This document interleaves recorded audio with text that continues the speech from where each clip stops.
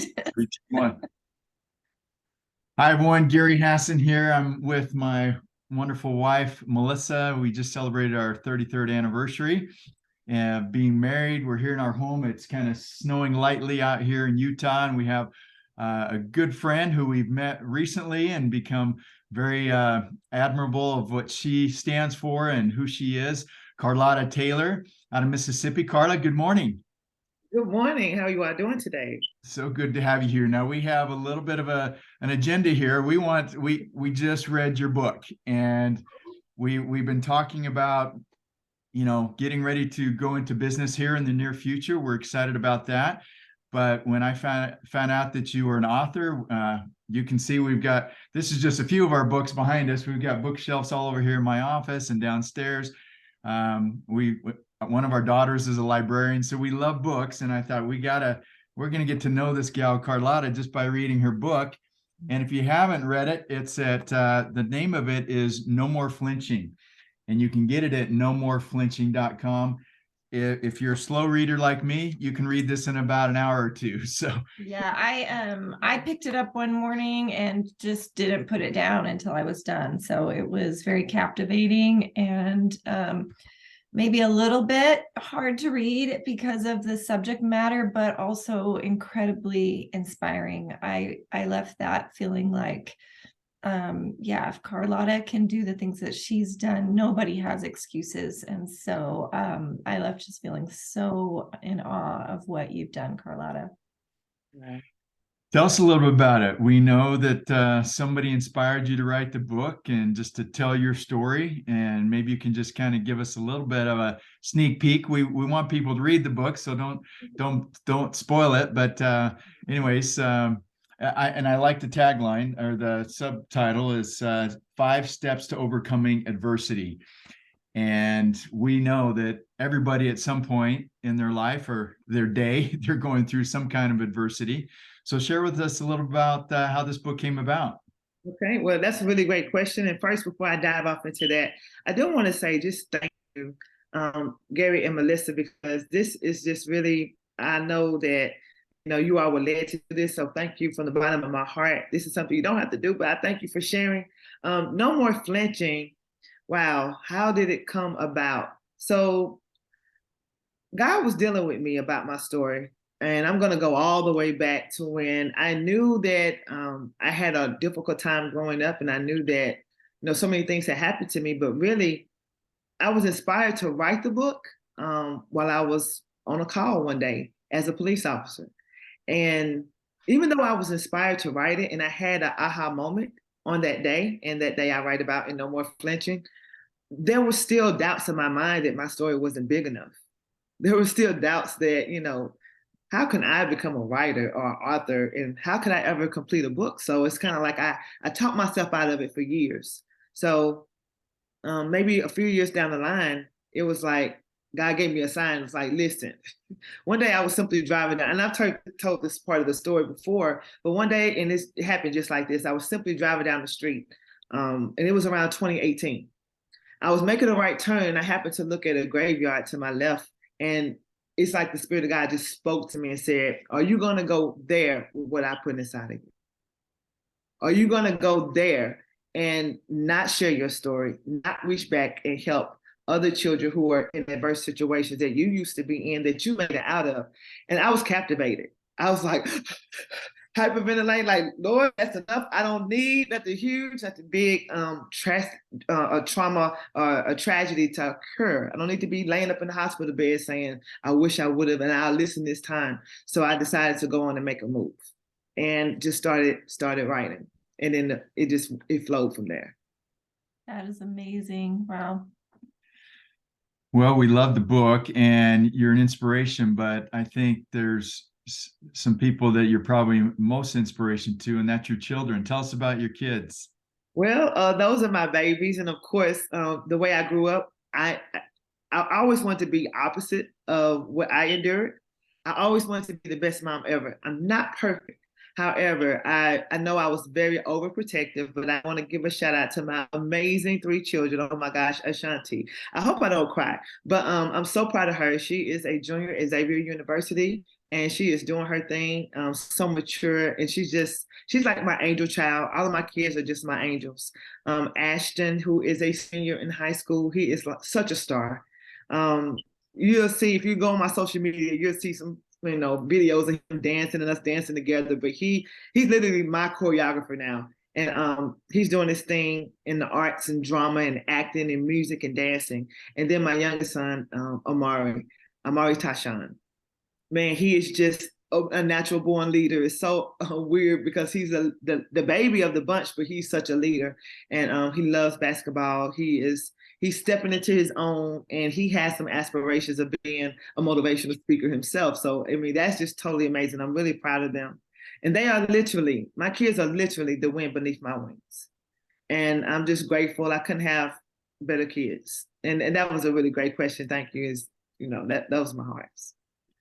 Well, we read, your book talks about your grandparents and your parents, and we won't go into all the details there, but we know your kids, being a mom is an important role. And you've had a lot of roles in your life, career and jobs, but there's no question that's the greatest role you'll have that God has given you as a mother. And you had a question you wanted to ask her about. Well, I was just so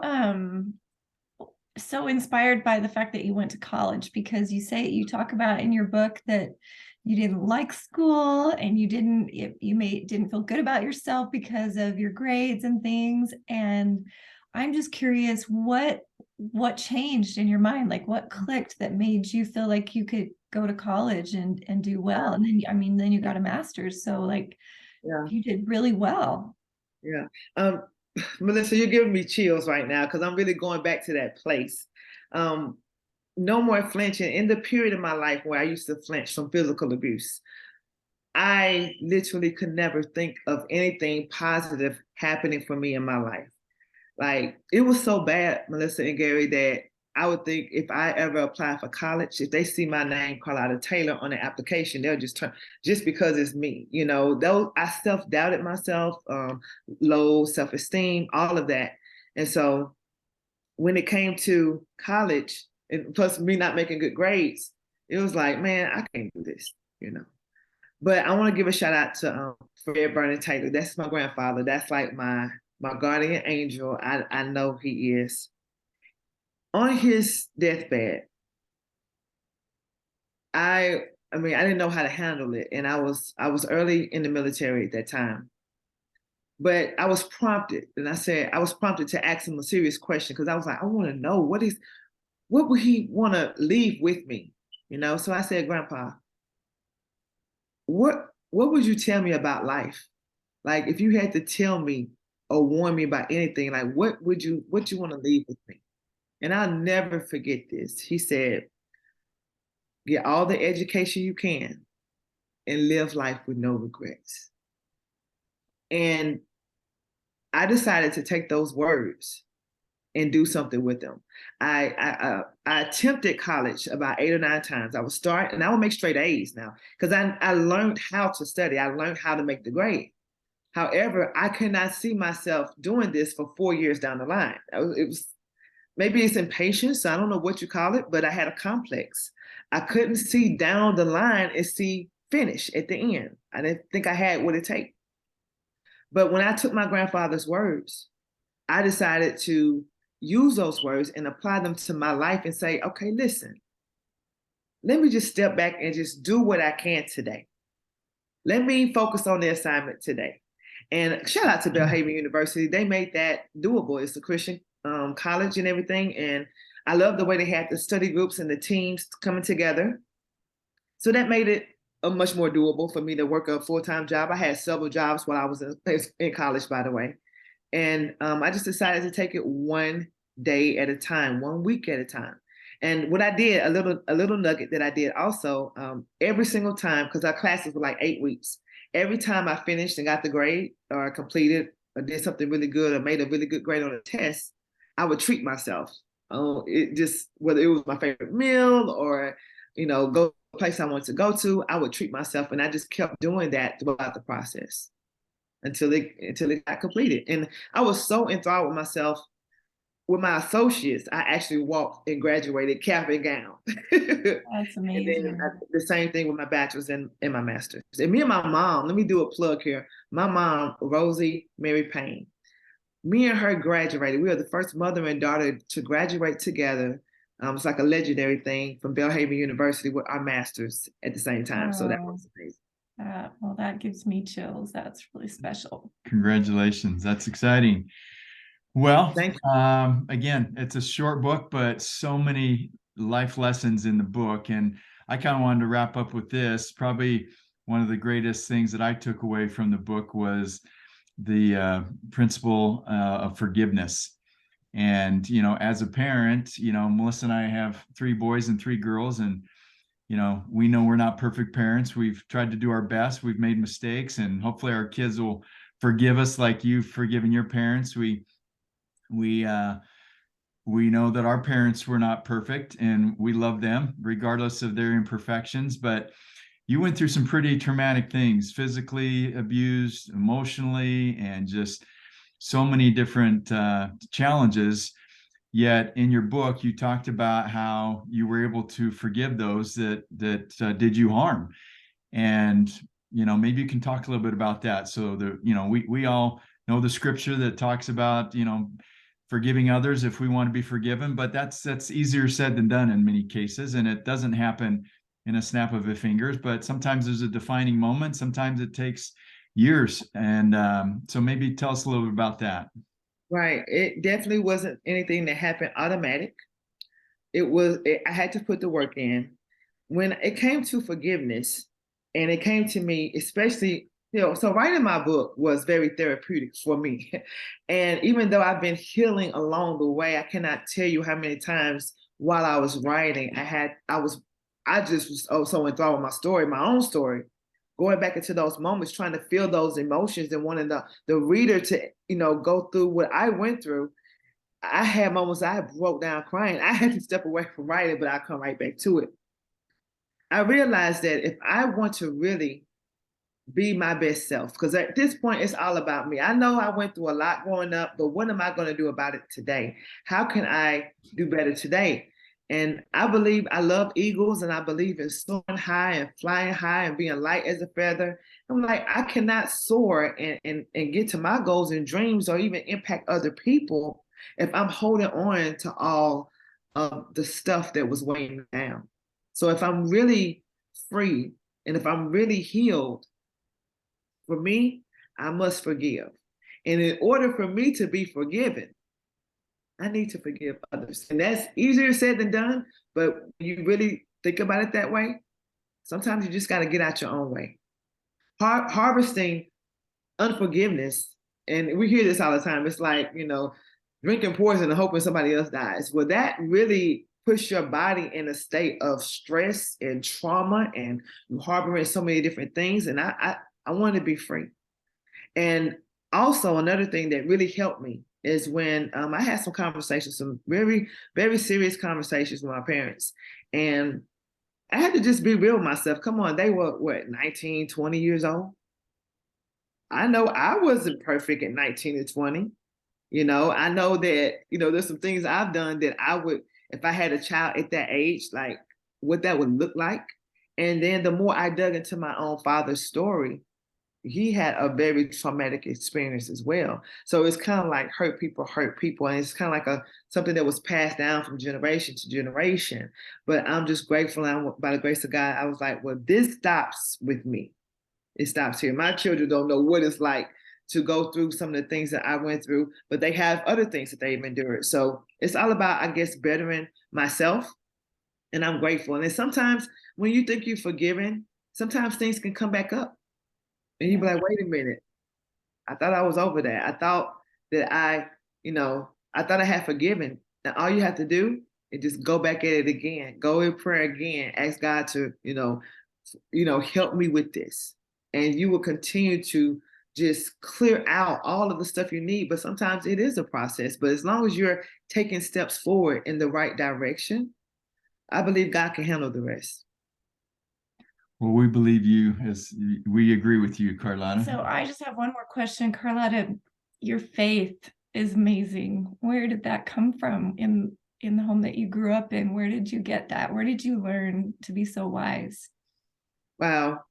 As crazy as this gonna sound, and I'm so grateful that you asked me this question. And I'm gonna say this: my father, as hard as he was on me, I'm talking about ruthless. Like he was ruthless. I'm not gonna hold back. He was ruthless. But in that process, I learned so much. My dad, he really taught me how to think about things. He taught me a lot of things. But the trauma sometimes can block out a lot of the things that you know that there could be some good moments. And my mother, she would read me little Bible stories that I actually believe with my whole heart. And I'll never forget, and I write about this in my story in No More Flinching. I cried out to God at one point in time in my life, heavy, because I was really contemplating, and I didn't just contemplate, I actually took action steps to just disappear from the world. That's how I was looking at it as a child. I just want to evaporate. I just want to just don't be seen and just don't be here and just say, just go away. And after I attempted what I attempted, and I kid you not, it's like immediately I'm like, oh Lord, it's done now. But, and this sounds kind of cliches, but I'll never forget that feeling. I know God was with me. It's like this big light just appeared to the right of me. And something just told me, you're going to be okay. Everything's going to be all right. I didn't know how to take that, but that's really all I had to hold on to, especially when I'm in the face of adversity. I'm in the face of darkness. I'm in the face of like, this cannot be my life. This can't be it. I must be kidnapped. Like, who am I? Who am I? Where's my real home? And I went through so many emotions, but I just got to say, I know God kept me. My name, Carlotta, means strong and free man. And so I think it was just something that, that was instilled in me. I'm so glad that God never let go of me, and he was always there. So I really, it's like a tango. I feel like God prepared me and he made me to endure what I endured just so that I can reach back and encourage those who are in the same situations, maybe not as bad or maybe even worse, to know that, hey, it doesn't matter what you went through. You're here today, you're here now, you're here for a reason. And it's actually it's your superpower to be able to endure those type of things and still care for people, still love on people, still want to do good. I'm grateful for it all. And I understand that everybody's not meant for the stage. I've had people, in speaking engagement, because I am a motivational speaker, who come up to me. This one lady blew my mind. She was well over 85, because I asked her. And she came up to me with tears in her eyes after one of my speaking engagements. And she said, thank you for sharing my story.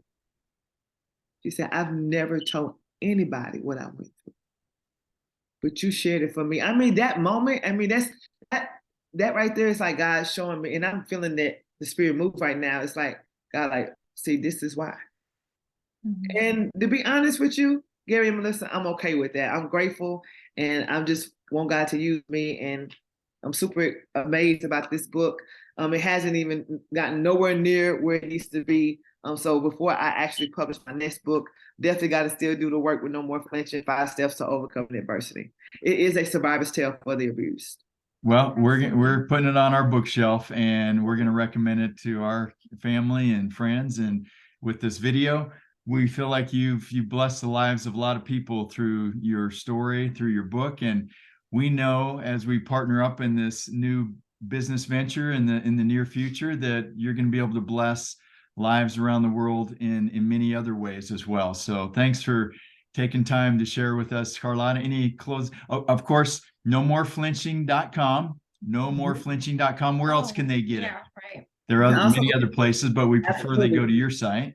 Oh, right. I prefer you go to my site. It's coming directly from me, shipped straight to you. But you can also get it on Amazon. You can also get it on Kindle, Audible, BarnesandNobles.com, Walmart.com, and Better World Books.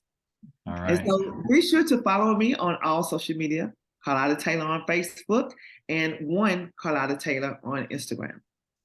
we'll put the link to your website with this video as well, so it's easy to find. So God bless you and your family. Carlotta, we look forward to seeing you. I think we're going to see you live in next weekend. So that'll Oh, be great. absolutely. I'm super excited about that. I cannot wait.